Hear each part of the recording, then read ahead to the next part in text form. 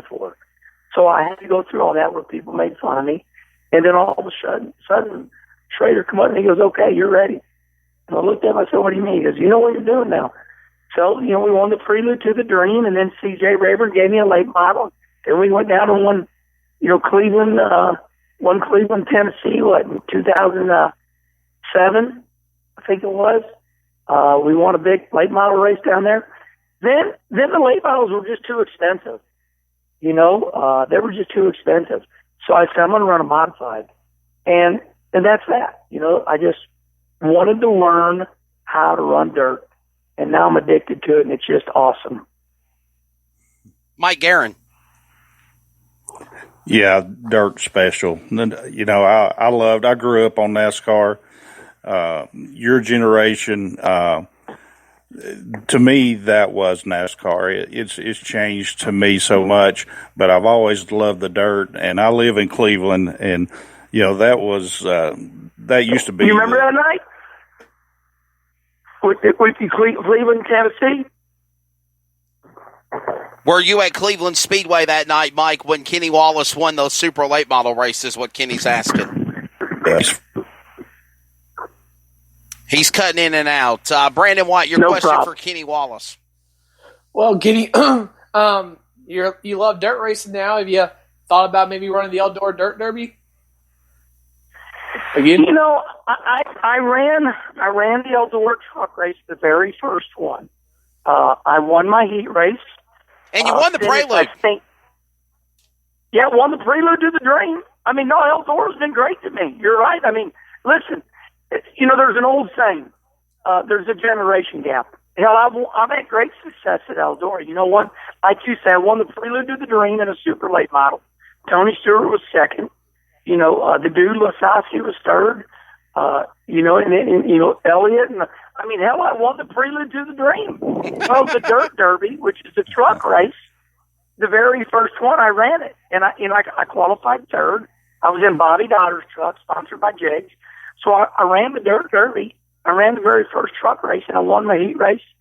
I think we finished 12th or 16th, had a header break off the whole pipe.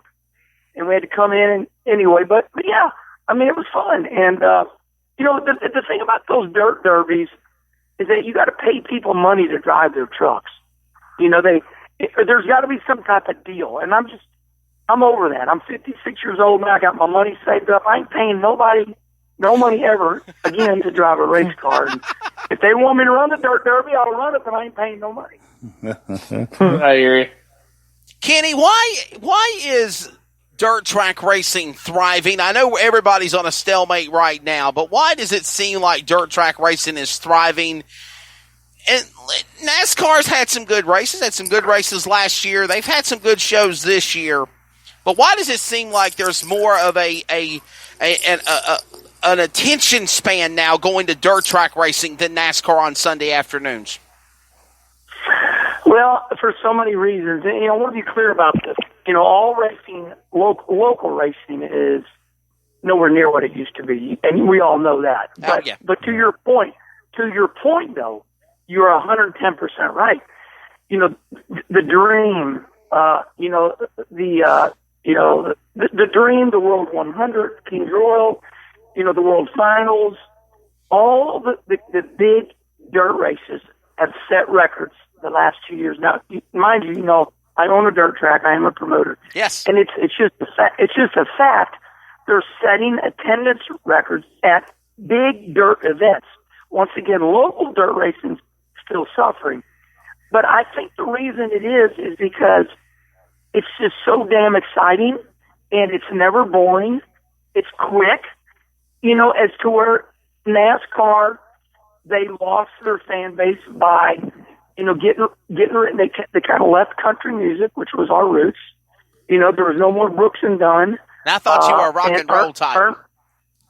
And then Earnhardt died, and they got rid of Rockingham, Wilkesboro, and they just kind of lost their way, and now they've admitted they have. And I think dirt racing is just super exciting, and it doesn't insult your intelligence. We're all a bunch of rednecks, and we don't mind getting dirty, and it's fast. It happens. and it's over before you know it. And I think people like that. Kenny, do you think that something can be used with this esports, this iRacing, NASCAR that they've been doing to kind of use as a diversion, a void of what we're dealing with in our lives to try and get the young NASCAR fan base back? Do you think that could happen? Well, listen, I see good. Logan Seavey won, a couple of nights ago. I think where did they run at on the iRacing? I think he won at Knoxville. At Knoxville. Yeah. Yeah, and he said something that I like. And I tweeted him back. I said, don't be careful to advertise iRacing too much because there's so much money invested in the real racing. So I definitely agree that if a kid doesn't have any money and he can't get in the sport, this is a great way for him to learn to love the sport. Okay? I think that's good. But, and I got to tell you, it's so damn, it's so real still. And, I compare this iRacing to like an airplane simulator. Before you fly an airplane, like a commercial airplane, they put you in simulators. Right. They really do. So, it really is just a good way to learn to love the sport, and I agree with that. However, I think it can be taken too far, and I do think there's a fine line to walk. It's good, yes, it's good, but like Logan, if you go to Logan Seavey's Twitter account, he said something that really woke me up. He said, look what has happened to me the last 5 nights. He won 1,000 at a World Outlaw race. On his computer, he won $1,000. Then a couple nights later, he won $1,000 again. That's right. And hell, that's more money than you can make running a late model all day long at your local short track. You go to your local short track, they pay $1,500 to win for your 20-lap feature, and hell, you got $500 in getting there. So it's crazy to think that they're paying more money to win sitting in your damn pajamas in your house on a computer. So, it's all good. Just be careful that we don't make it real.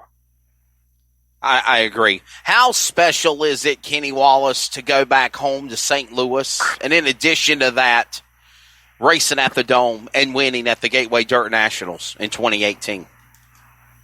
Well, moving back to St. Louis was a dream of mine, and my wife bid for it. She said okay. She never argued with me about it. I think we left here at such a young age.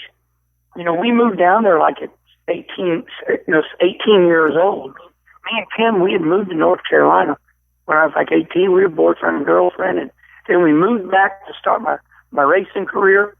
So, it's kind of weird. And then I traveled so much with Rusty, and I only really lived here 16 years. And the reason I wanted to come back to St. Louis is because the only time I was ever here was, like for school. But I always liked St. Louis. But, it was just an opportunity now to, hey, I saved my money, my career's done. Not done, but, my professional career's done. And, I kind of called it all at the same shot. I said, okay, I'm done with TV, and we're moving back to St. Louis. And I'm having the best time of my life. I really had to find myself last year. I'm like, holy shit, I can do what I want to do. This is weird, So it is. I mean, listen, Kelly Arborough always said it best to me. He says, Herman, there's always somebody bigger than you, and he's right. Just when you think you're in charge of your life, like this coronavirus, you're not. Government says stay home, you better stay home. So, but it is a change for me to, not work for the man anymore and not have a boss. And I have responsibilities. I have great sponsors, but it's fun. I'm selling product like UNLH, the university, and JEGS, and all my friends. So I'm living a dream life right now. I'm running my dirt car as much as I can. I'm making a lot of appearances. I got 4 wonderful grandbabies. Still love my wife more than I ever did. And so St. Louis and dirt racing, and it's just a good time for me. Brandon White, final question for Herminator Kenny Wallace on Red Clay Life and Full Throttle on CRN podcast.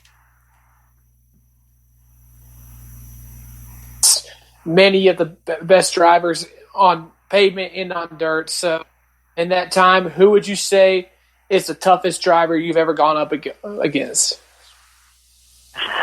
Oh, man, I've raced them all. I truly have. I would say there's no doubt about it. It was Earnhardt. Earnhardt and a guy named Mike Eddy. They reminded me that, Mike Eddy was a 5-time ASA champion and Dale Earnhardt Sr. They were both, when I looked in my mirror, they might as well have been driving the same damn car. You're like, you know what? I'm just going to move out of the way because they're going to knock me out of the way. So, you know what I mean? So, what would happen in NASCAR is, there would be times in my career, not many times, but there would be times I would be in front of Earnhardt because he would qualify bad all the time. And, you'd look up in your mirror and you could see him coming, boy. You're like, oh, shit, here he comes. He taught us all so many lessons. Boy, listen, I'm going to follow you for one. I'm going to follow you a half a track. And if you don't move, I'm going to move you out of the way. So, yeah, it was definitely Dale Earnhardt Sr. Mike Aaron, final question for Kenny Wallace. Well, how do you pick a final question? I could sit and talk to you all night, Kenny. I've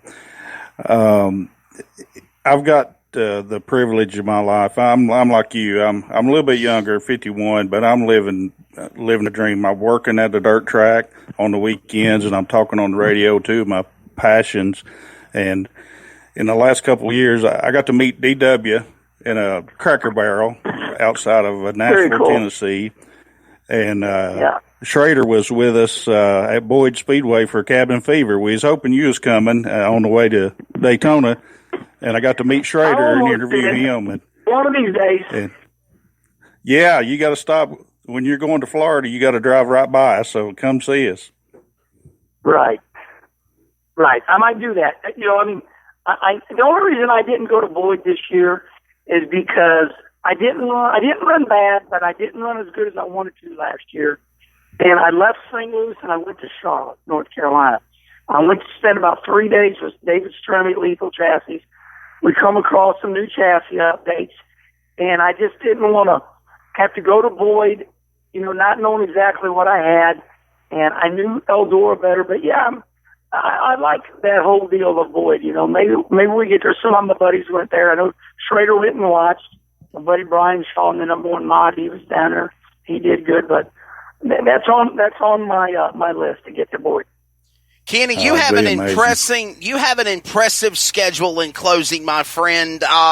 Man, I looked at it the other night. By the way, you can follow Kenny Wallace official race page on Facebook, Kenny Wallace on Twitter, of course. KennyWallaceRaces.com is his website. And I will tell you this, your schedule for this year is impressive. Once we get back to going racing again, Kenny, you're running the Hell Tour, a couple of races. You're not committing to a, per se, 36 race schedule for that in the summer. You're running a couple of hit or miss events. You got a couple of local shows you're going to run. I know you're going to go back to the Lone Star 600. You're going to run the Renegades of Dirt Independence Day program. Let's hit on that real quickly. In the Mid-Ohio Valley, I know people are so excited that you're coming back to Tyler County Speedway with Raceway, Ohio Valley Speedway, just some of the facilities that you are going to be running on 4th of July weekend. How about Cody Watson and Dirt Car Racing, Sam Driggers, Renegades of Dirt, putting together an impressive 6-race summer Independence Day series like that? It looked like a lot of fun to me and really good money to win. So, the last time I ran with Renegades of Dirt was, I don't know, maybe 5 years ago or more. It was the Mega 100. It was the Mega 100 in Tyler County. Yeah, Elkin, North Carolina, and we won our qualifier the night before, and then we run second to Stremme and paid good money, made $4,000 for second. And then I moved to St. Louis, and my dirt car's always been out of St. Louis, so I'm excited now. I'm going to do that whole, a 4-day deal with